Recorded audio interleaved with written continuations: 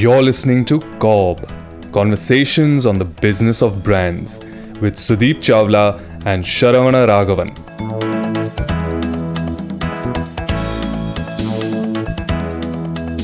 I think it's about time we got into a little bit of flashback today.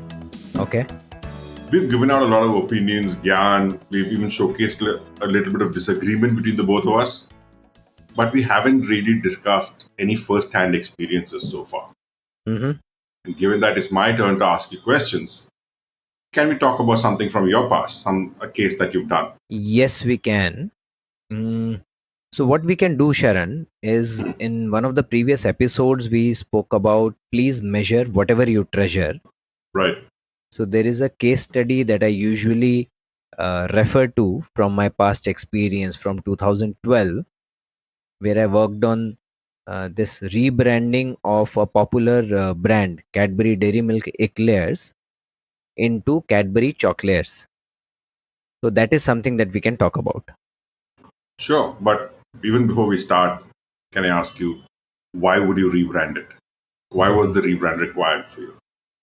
So the reason to rebrand were actually two.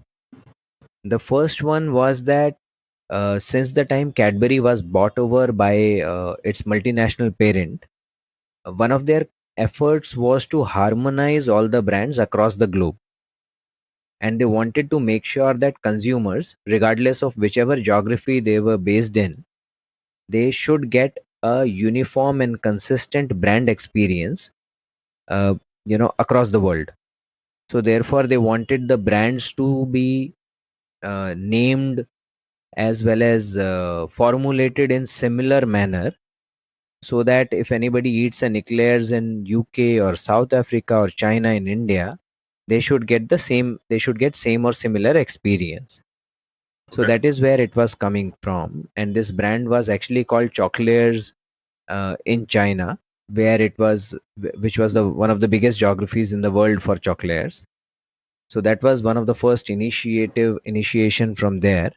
The second was that while Cadbury had had this brand since 90s, we had not actually trademarked this brand. So therefore, Eclairs, as you might know, is a bakery format. Right. Yeah.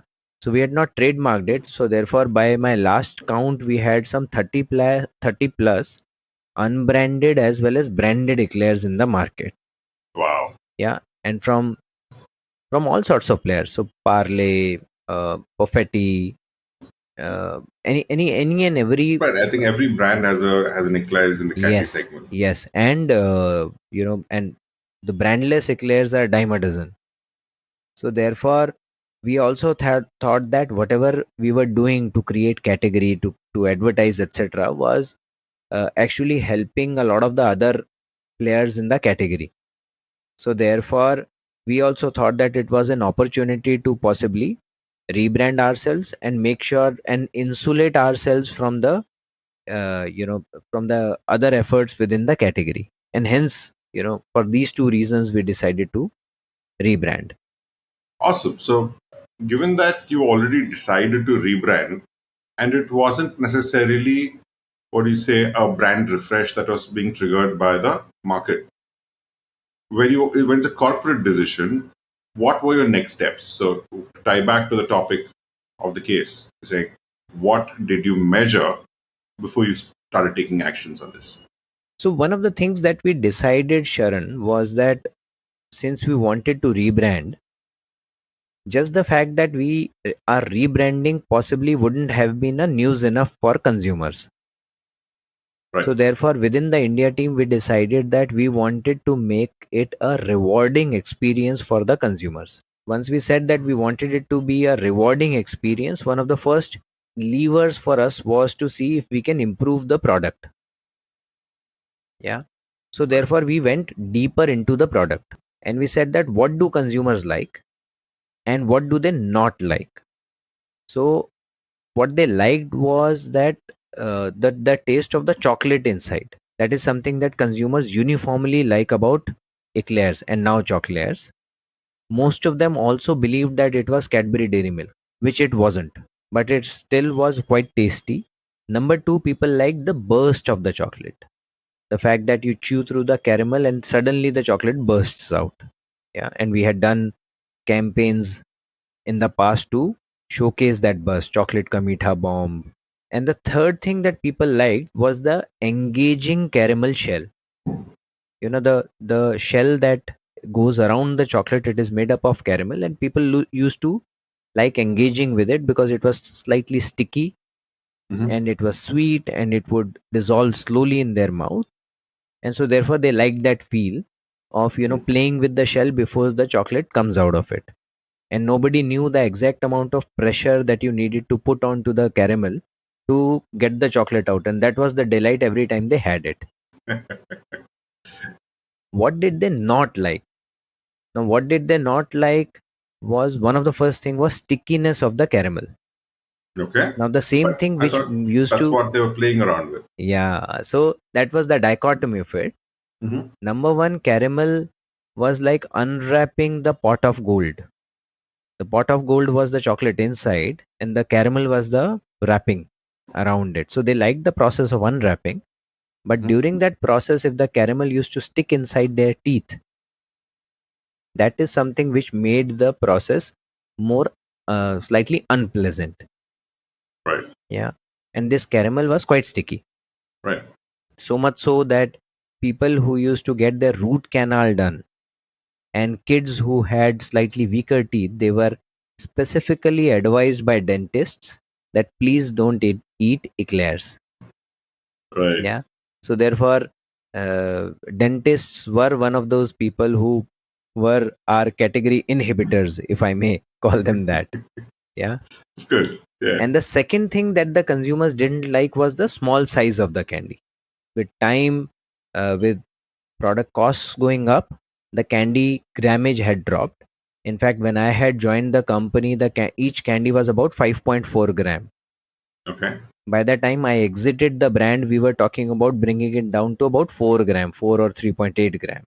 Wow.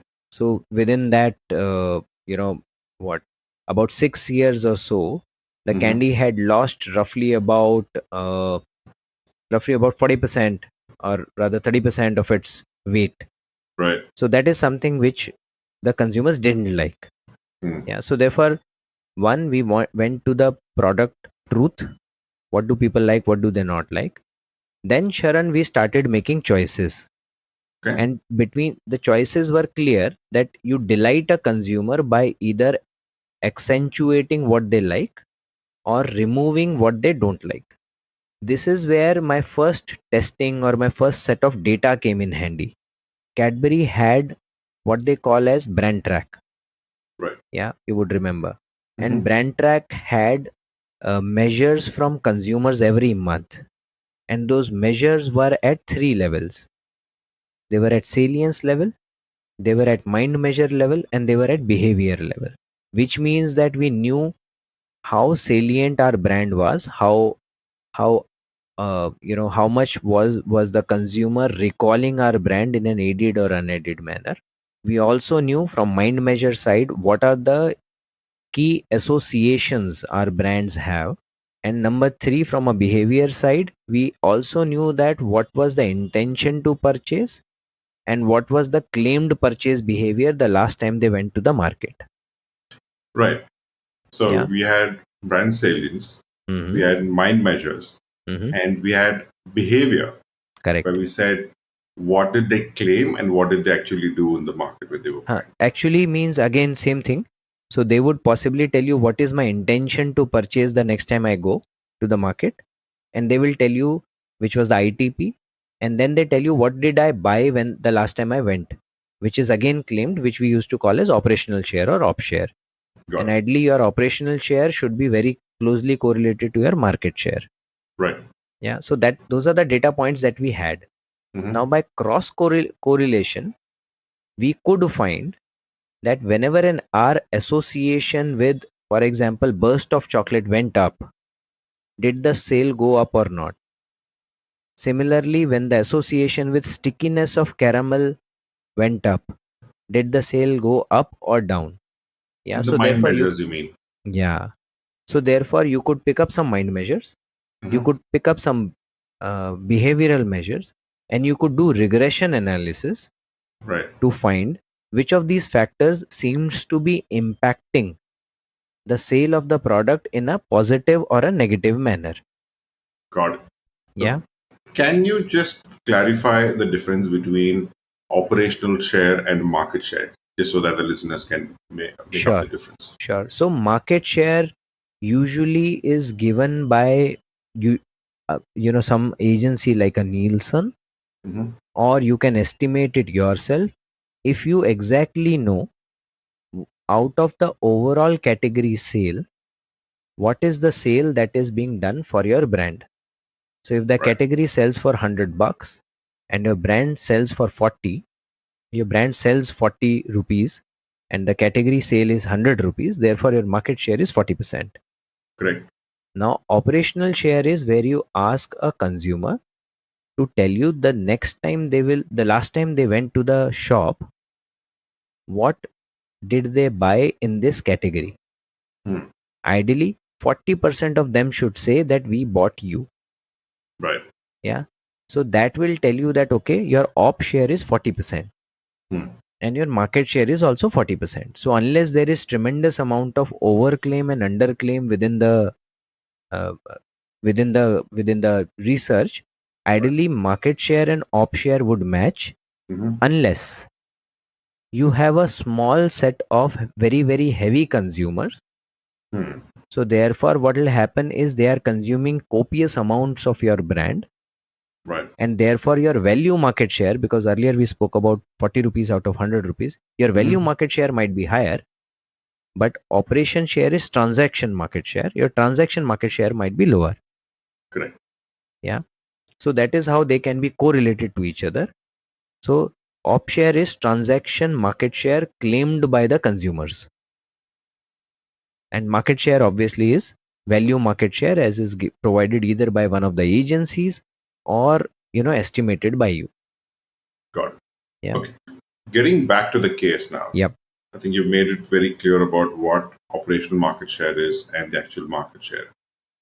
Now, if we were to get back to the case, I get you wanted to amplify the good and reduce or negate the negative experiences consumers were having with dairy milk eclairs.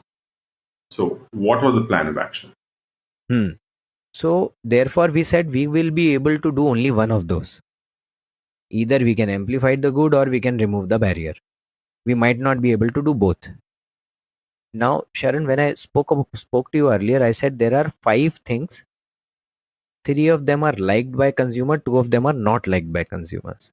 Right. Now I'll take you back there. The 3 that were liked was taste of chocolate inside, burst of chocolate, and the engaging caramel shell. Out of these 3, the bottom 2, which is burst of chocolate and engaging caramel shell, are both related to caramel. What consumer didn't like, there were 2 things: stickiness of caramel and small size of candy.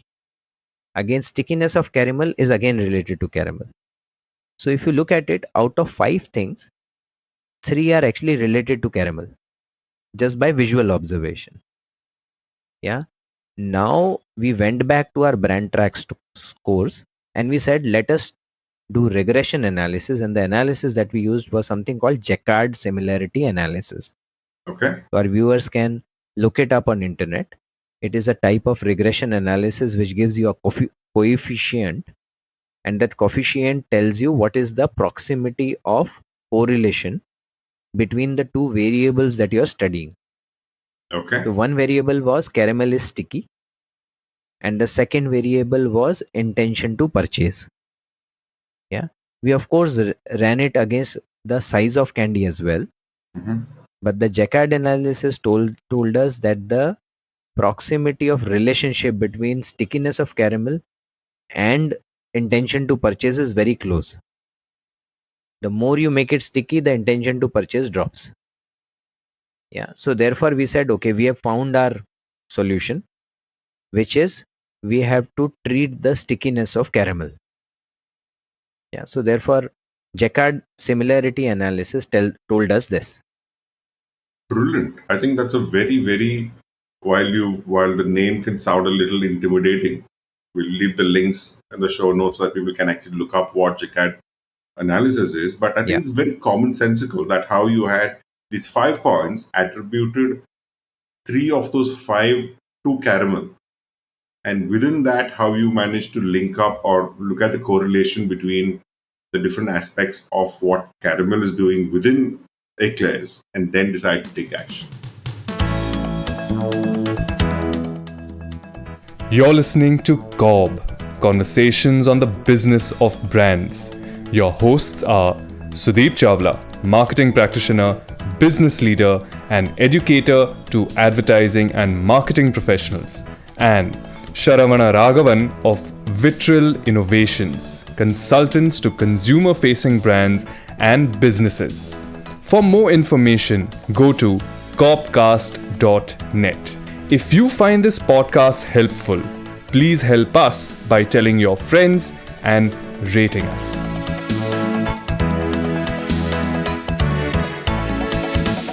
Now that you have a plan of action, what is the proof of the pudding? How did it actually translate in reality? What were the measures you tracked for this? So this was the most interesting one actually, Sharan. Mm-hmm. So now you know you want to reduce the stickiness of caramel. Mm-hmm. You also know that you are going to change the name of the candy. Right. So therefore, practically you are almost going to change everything. Pretty much, yeah. All parts of the mix. Yeah. And therefore, we had a lot of fun. Number one, we obviously spoke to the R&D team and gave them a product brief where we wanted the same or better release of chocolate. We wanted same or better taste of chocolate. Yet we wanted the stickiness to be lesser. And this was tricky because stickiness came from caramel hardness. And if you reduced caramel hardness, the stickiness would go down, but the burst of chocolate would also suffer. The burst will not be as prominent, it will just slightly ooze out. So therefore you had to get the level right. So R&D team was working on this and they gave us certain options. Now with those options, Sharan, we were clear that in our core geographies like Maharashtra and Gujarat, we wanted to make sure that we win against our original eclairs.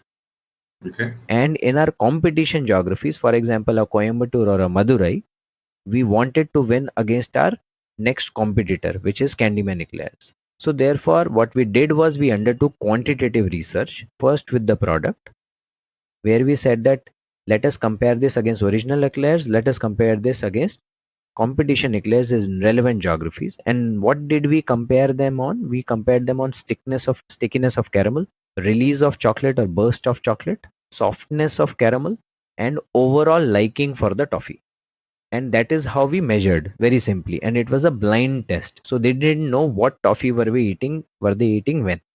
Needless to say, because we went ahead with it, our new formulation scored very well against previous eclairs as well as against the competition. So this was the first test that we did. It was a quantitative blind product test with core consumers and competition consumers. So while this was kicked off, we started on the second thing. Second thing is to visualize how is your brand going to get sold.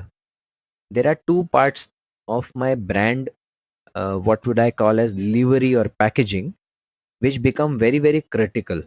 One is the wrapper of the product, and number two is the design on the jar or the pouch, because finally it is going to be the jar or the pouch which is going to sit on the shelf and going to make itself visible to the consumers. Right. The jar will sit in traditional retail stores. Yes. The pouch will be picked up in bulk by people shopping in supermarkets, maybe? Supermarkets, modern trade, high-end grocers. Okay. Yeah, where they are looking to maybe buy something for birthday parties, etc. For singular consumptions, where in a pawn shop or a smaller shop, that is where the jar sits. Got it. Now, before we got there, Sharan, we were clear that we had to, write Choclairs on the product. That was sure. Now, globally, if somebody looks it up, you will find that Choclairs candy has primarily purple wrapper with gold on the side wraps. Okay. In India, however, eclairs is signified by a golden wrapper with purple on the sides. So they are Right. completely opposite. Right. So this was the first flashpoint. Me and my team and my boss, etc., we had to convince Global to tell them that while we are changing a lot of stuff, we can't be changing this identity. We don't want the new product to be completely alien, and therefore we need this leeway to retain the golden, primarily golden livery with purple on the sides. Hmm. However, what we did was we accentuated the purple. Earlier, it was violet on eclairs. Okay. We made it into purple because over a period of time, Cadbury, via its advertising, had closely associated purple with chocolatiness. Exactly. I mean, I So think it's going across categories. Even yeah, brands yeah, have nothing to do with Cadbury. To connote anything chocolate in their product, use the purple color. correct, correct. They do. So now uh, we said golden and purple. Name is Choclairs. Now, couple of more decision points. The previous product was called Cadbury Dairy Milk Eclairs. So there was this big dairy milk name there, and dairy milk was supposed to give authenticity, chocolatiness, love, etc. to the product. Yeah, leeching off the main dairy milk equity. Correct. And in the past, if you look at some of the 90s advertising, you can also see an ad where dairy milk is walking by, a Hmm. characterized dairy milk, and an Hmm. eclair character comes in and he eats the dairy milk, and therefore the dairy milk is inside the eclairs now, kind of thing. Yeah. Or he picks up a straw and he drinks the dairy milk. So that Okay. is how the close association between the two brand was built. Okay, I didn't know this. Okay, Yeah. interesting. So all of this was done earlier. Now with Choclairs, the dairy milk, we weren't sure whether we should write dairy milk or not, because there is no dairy milk inside. Right. Yeah. So therefore we decided to remove dairy milk from there. Now this decision was a big one. Now, as I said, please measure whatever you treasure. So therefore we did not go ahead and remove it directly. We did what we called as an equity test. So we created concepts, two good, big, bold concepts, where we printed the pack shots of both products, Cadbury Dairy Milk Eclairs and Cadbury Choclairs, on two different pages, and we wrote what do as a consumer proposition about the brands. So what would a Cadbury Dairy Milk Eclairs say to their consumers? What would Cadbury Choclairs say to their consumers? And then we took it to the consumers to ask them what is the believability of the concept. Yeah, what is the emotional quotient of the concept? What is the trust factor? How authentic does the concept sound? How tasty does the eclair seem? Everything which we thought that eclairs derives from dairy milk, we tested it. Okay. Yeah. And this testing told us, and we kind of plotted it very, very clearly, and this testing told us that we were not losing anything by removing the word dairy milk. Why? Because over a period of time the word Cadbury had become very strong, Ah, okay. and Cadbury and Cadbury Dairy Milk were almost synonymous over a period of time. Right. Makes sense. Yeah. As long as you had Cadbury there, you had the entire niceness, chocolatiness, lovey-dovey association of dairy milk with you. So that was our realization once we read through the results. Mhm. But this research made us confident that consumers will not miss the word dairy milk. Those were pre-social media days, but still consumers could create furore if they for example missed anything from their brand. They would write letters, they would write mails and stuff like that. Nothing of that sort happened. So again, signed off by research. So we started with Jacquard analysis, we went to product test, blind product test, and we did our equity test.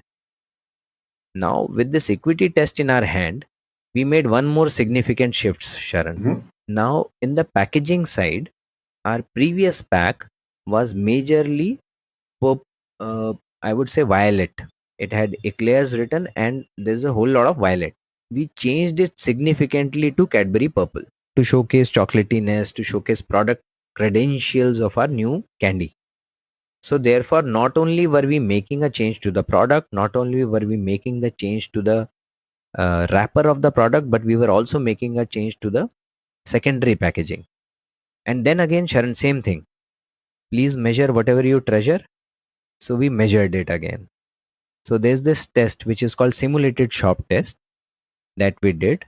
The agencies in those days used to make the consumers wear some kind of a tracking glasses, and therefore they will set up two shops, and you can tell them what is your retail environment that you want to go on with. We stipulated a pawn shop retail environment.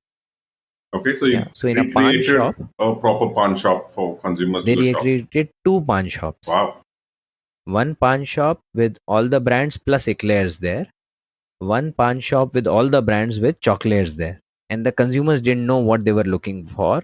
So they were supposed to go there and talk to the shopkeeper, make their purchase and come back. Any confectionery. Mhm. And the glasses there were tracking the retina. Mhm. And they would Wow. track where all did the retina go and how much time did the retina spend on every angle. Wow, this is metaverse level. Yeah. And this is 2012, a decade. Yeah. So to some of the so-called millennials, this might come as shock. But so we were tracking eyeballs at that point in time, quite literally. Mhm. And so therefore, what this research gives us is a heat map. So therefore, you determine that if your brand, wherever your branding is supposed to be there, if that particular area has increase in intensity vis-a-vis your plain shop, then you know that your packaging is working. It is attracting consumers towards it. So therefore, we tested this. Our jar was rated significantly better. It attracted consumer attention because the purple really caught the eye. And therefore, we said that, okay, packaging is also a tick. Better than competition and the previous version of the jar. And the previous version. So this becomes my second aspect. So there's product, there is branding, and then there is the overall packaging, livery. That sounds fascinating, though. It doesn't end here. Okay. So now you have communication. Now I'm supposed to communicate this to the consumers as well. Right.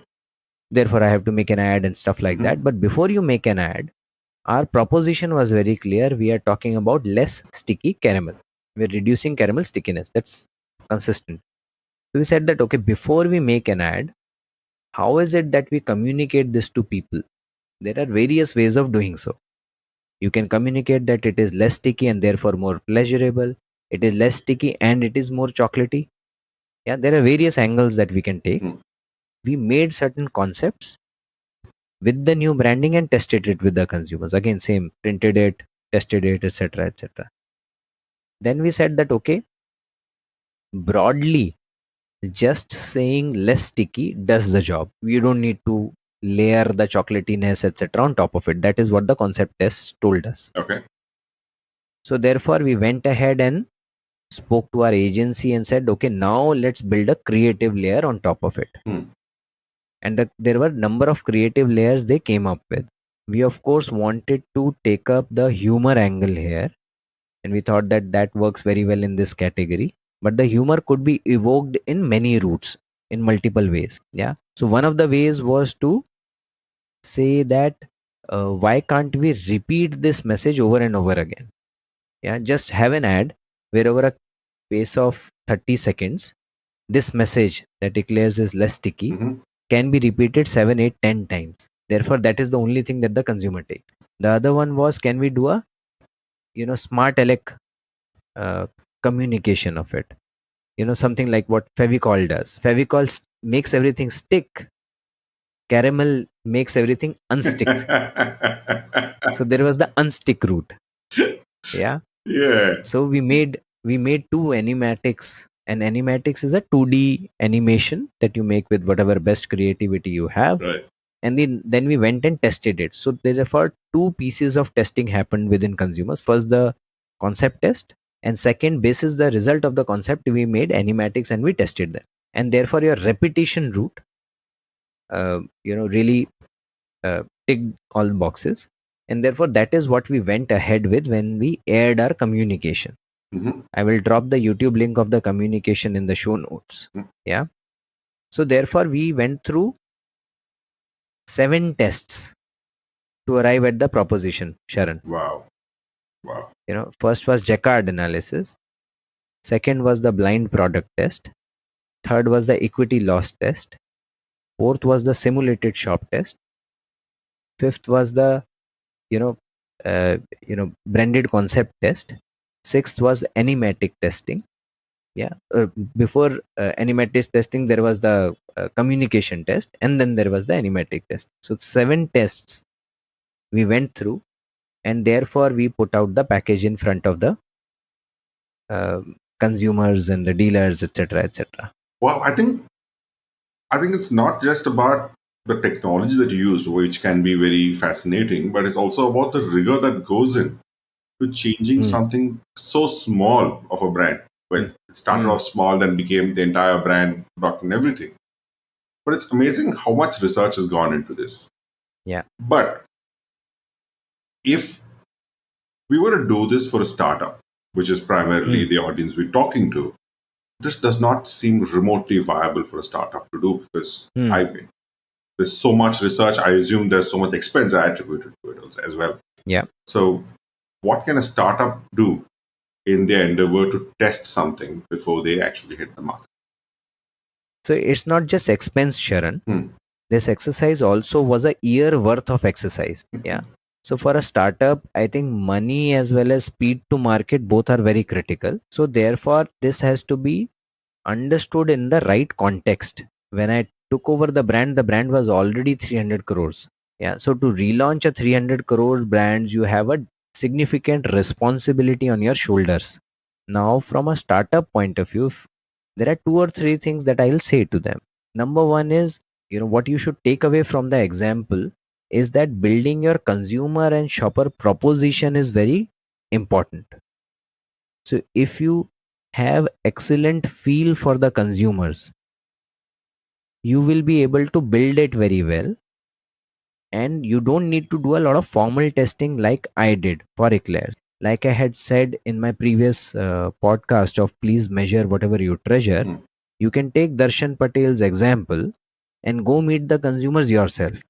But getting consumer validation on your articulation of consumer as well as shopper proposition, I think is very, very important. Second thing that you should take from here possibly is that anything and everything can be tested. So therefore, for all the startup founders and their agency ecosystem all out there, whatever you think is important to make sure that all of you are getting confidence behind your branding exercise, there are ways and means and measures to test it. If you want to test it, it can be tested. You don't need to do a formal quantitative research all the time. We made this point in our previous podcast as well. If you want to test it, it can be tested. You can go meet few consumers, get your conviction right, and go ahead with it. Everything doesn't need to be quantitatively tested. Go to a representative set of right consumers, which means you should know who your consumers are demographically, as well as Sharan was making his point in one of the previous episodes, as well as attitudinally. Right. Go to the right set of consumers, take the right stimulus, and what you want is an unbiased opinion. So please don't bias the consumer.